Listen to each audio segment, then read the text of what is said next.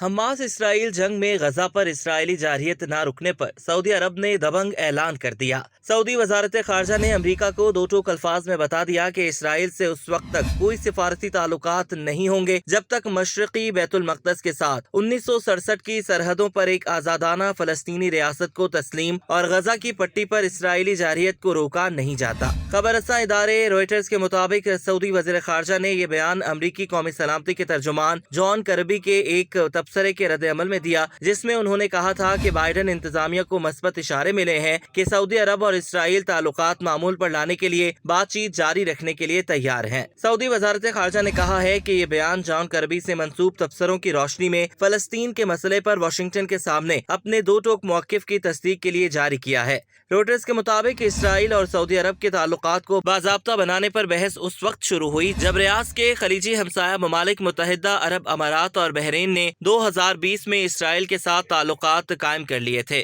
ذرائع نے اکتوبر 2023 میں بتایا تھا کہ سعودی عرب نے اسرائیل کے ساتھ تعلقات کو معمول پر لانے کے لیے امریکی منصوبوں کو فی الحال مسترد کر دیا ہے۔ 7 اکتوبر 2023 کے بعد سے غزہ پر اسرائیلی جارحیت کے دوران اب تک 27,000 سے زائد فلسطینیوں کی شہادت ہو چکی ہے، جس پر سعودی عرب سمیت اسلامی دنیا میں شدید رد عمل پایا جاتا ہے۔ اس سے قبل امریکی وزیر خارجہ اینٹنی بلنکن نے غزہ میں جاری اسرائیلی جارحیت کے تناظر میں مشرق وسطیٰ کے دورے کے دوران سعودی دارالحکومت ریاض میں سعودی ولی عہد شہزادہ محمد بن سلمان اور سعودی وزیر خارجہ فیصل بن فرحان سے ملاقات کی تھی۔ امریکی وزیر خارجہ نے ایک ایسے وقت میں مشرق وسطیٰ کا دورہ کیا ہے جب فلسطینیوں کو امید ہے کہ غزہ کے سرحدی شہر رفح پر اسرائیلی حملے سے پہلے فائر بندی کا معاہدہ طے پا جائے گا، جہاں غزہ کی نصف آبادی نے پناہ لے رکھی ہے۔ امریکی اسٹیٹ ڈپارٹمنٹ کے ترجمان میتھیو ملر نے کہا کہ اینٹنی بلنکن اور سعودی ولی عہد محمد بن سلمان نے تنازع کے ایک پائیدار خاتمے کے حصول کے لیے علاقائی ہم آہنگی پر تبادلہ خیال کیا۔ بیان میں مزید کہا گیا کہ امریکی وزیر خارجہ نے سعودی قیادت کے ساتھ غزہ میں انسانی ضروریات کو پورا کرنے اور تنازع کے مزید پھیلاؤ کو روکنے کی اہمیت پر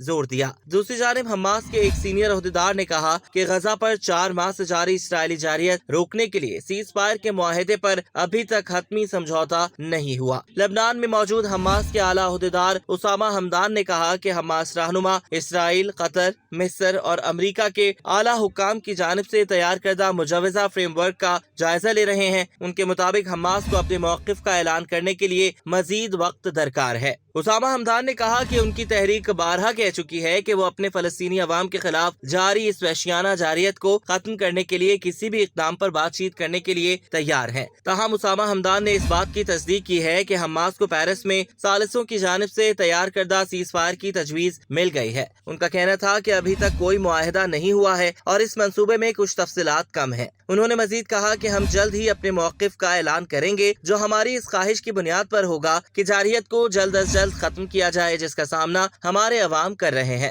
7 اکتوبر 2023 کو حماس کے اسرائیل پر حملے کے بعد غزہ پر اسرائیلی جارحیت کا آغاز ہوا تھا۔ حماس کے حملے میں اسرائیلی اعداد و شمار کے مطابق 1160 لوگ مارے گئے تھے، جبکہ 250 کو قیدی بنا کر غزہ لے جایا گیا تھا۔ حماس کی جانب سے یرغمال بنائے گئے قیدیوں میں سے تقریباً 100 کو نومبر کے آخر میں ایک ہفتے کے سیز فائر کے دوران رہا کر دیا گیا تھا۔ اسرائیل کا کہنا ہے کہ غزہ میں اب بھی 132 قیدی موجود ہیں۔ غزہ کی وزارت صحت کے مطابق اسرائیلی جارحیت نے فضائی، زمینی اور سمندری حملے کیے گئے، جن کے نتیجے میں غزہ میں کم از کم 27,938 افراد شہید ہو چکے ہیں، جن میں اکثریت خواتین اور بچوں کی ہے۔ حماس کے ایک ذرائع نے بتایا کہ موجودہ 3 مرحلوں میں مشتمل سیز فائر کی تجویز میں ابتدائی طور پر 6 ہفتوں کے لیے لڑائی روکنا بھی شامل ہے، جس کے تحت فلسطینی قیدیوں کے بدلے کچھ اسرائیلی قیدیوں کو رہا کیا جائے گا۔